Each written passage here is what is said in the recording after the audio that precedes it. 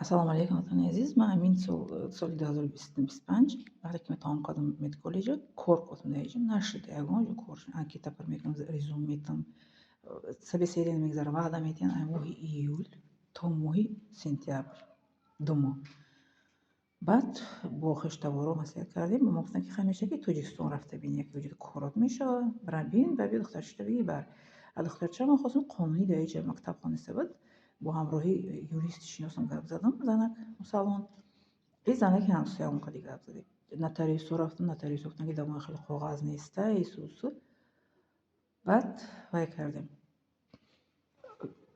ما توکل به خداوند لا همسایه مثل کمپیری همسایه‌مون دعوت کردیم گفت نگاش میکنیم گفت این دوگانش هم گفتم چه دوگانش خیلی یادم که اومد تا خیلی شب خواب کنه. خب همسایه‌مون عروسی که با ما چپ است او عروس من قدی 5 سال شد چپه برای چی چپه برای که برای تازگی رو ریوه نمیکنه دایم میگم که تازگی رو ریوه تازه کردنی چی میگن کریدور مونه ما در چیز نمیکنیم مال سیمی که گردونیم خیز نمیکنیم خیلی обشی نیست در یک کارتیره 4-5 کامته برای تازگی عروس فقط قدیما جمع میکنه با همون روزی که من تازه میکنم که ما очередь نوبتی میده همون جنگ تشکیل میکنه بعد این میبینه که من نمیدونم نمیدونم دخترش میگه اوچت کنه میگه اوچان ننید اوچان میگه دگیجو полиция خبرنگه полиция میاد دخترش من قد گوناش تا جوگه خوب کامپیوتر که همسر خبره کامپیوتر میگه خیلی چیزی میگه میبریم اوچش بگین اوچش بیا بگیر بوده بعد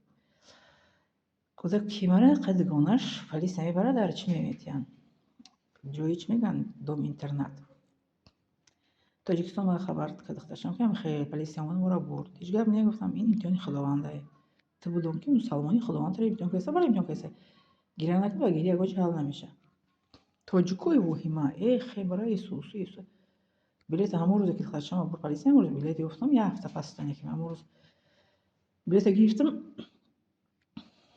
بگیم نهمی نویبر دختری ما روای کردن полиция برد گونش قطعی ما همون بلیت خریدم 15 نویبر در شهر خماشیدم آمدن دخترم در جای تنج آرامی با جایی که دخترچم میگن که شما میواریم بودتون نمو میسپردی میرفتین شما قلب نمیشه گفتم آره این گپ هیچ کس نگفت نه یوریست ما رو گفت نه یگان کس نه نتایج که همین خیلی جا هسته گفتم برده میتین کاغذ قطعی نگاه میکنن تا آمدنتون یگان گپ خبر نمیشه قانونی گفتم خیلی کرد که دخترم دیگه وقت در پیش کس نمیمونم این اولی و آخرین باره که من خیلی کارشی برای کارکوی رفتم تاجیکستان باید کاغذ دیگه در کارش کاغذ باید تاجیکستان رفتم میوردم میرم دفتر نشد یه هفته طول کشید کاغذم تو تیار شد بعدم خلاصی کامون برای جایی چی میگن نورسو فایل کردن پلیس قدیم گفته پروتکل چی ترتیب داد و گفت شما خطر نگاه نگویید میسویم نه با چی گفتم همه نتریس رفتم گفتم یه روز قدیم گفتم میشه کس مرا کاغذ است که کاغذ کنی و آدم وکیل گفتم خیلی دهان قدیم گفتم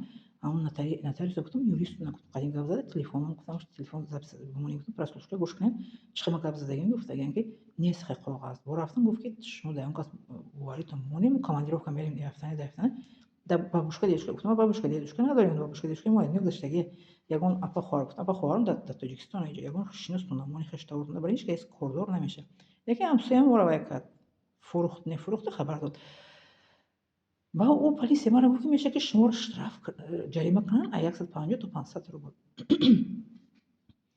من 15 اومدم 17 داد خیرشم گرفتم من کاغذ رو توقی کردیم اکت کردن اکت روی کردم با دوم اینترنت خیرشم گرفتم آوردم 17 25 سود کردن پولیس که دادم که 25 سود میگه 25 رفتم سود 8 آدم شدگی و فکر کنم این ویدیو رو کداگی شما که با یگان چیزی که نکته باشه دوجه دیگه شما درباره وحیمای آدمو وحیما کردن درباره وحیما کیسه شما دیگه در سود سوال دادم که شما برای چی موندرسید میدونم خب من گفتم میدونم قانونی بوده که مونده نمیری من خودم قانون گفتم ریوه میکنم لیکن من گفتم در نتریس که مونده روین تا 2 هفته رو گشته بود 2 هفته گفتم کاری من نشید گفتم من اجازه کلی کاغذ دادم گفتم برای کار رفته بودم که یگان کار کنم کودک گفتم یگان سون برای زندگی گفتم رفتم یگان گفتم توی تماشا نرفتم سیر دمگیری استراحت کنی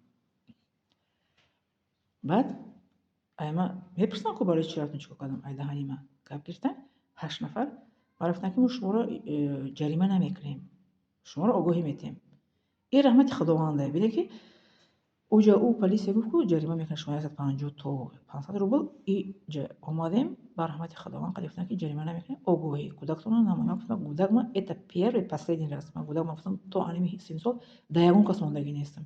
Лекин барои кор, барои коғаз мара калоно гапош нагирифтам. Ам гапи одамора одам бояд хеле вақт гӯш накунад. Ман кале хилм фақат кор мекунам.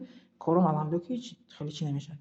Лекин ба гапи дига кас қатъи кардам. Инам имтиҳони худованд хост. Худованд чӣ мега ки даст пиён ки чӣ ки шуд нагини қадам ки худо хост шуд ки дари шайтон кушода меша.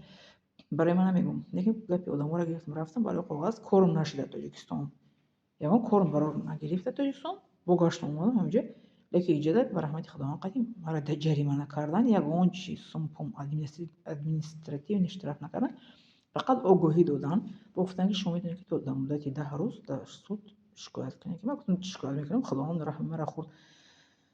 Ҷарима накунад чӣ шикоят мекунам? Духтарчам дар ҷои тинҷ амонӣ. И ҳамсояи ман море мерава якташ ҷурвои алкаш чӣ мегӯянд наркоманаш овара ҷо карда.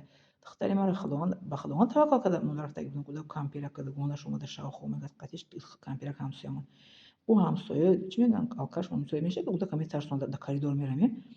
Аллоҳ таоло духтари мара ай уно наҷот дода бурд дар ҷои оромӣ ҷо кард. Таваккал ина маънои чӣ нефаҳмед? Таваккал ба худованд мекунем, кӯдака мебист соқ салом ба даст мегирӣ. Дода уҷа дар ҷое ки бурданд дом интернет, уҷа ҳама хурокат телефонҳоро мегирифтанд дар уҷа. Дар як шабонарӯз 1 соат телефоншо медиҳам, бо рӯзи шанбе якшанбе тома телефон наметавонад фақат хондан чӣ мегӯянд кор фаъолият чӣ мегӯянд дузандагӣ чанд чи ҳунари дига духтарам дар уҷа ёд гирифт. ҳар як чӣ мега ку дар рояти Қуръон омадагие ки он чӣ ки шумо нек мешуморед шояд ба шумо бадӣ орад, он чӣ ки шумо бад мешуморед шояд ба шумо некӣ биёрад.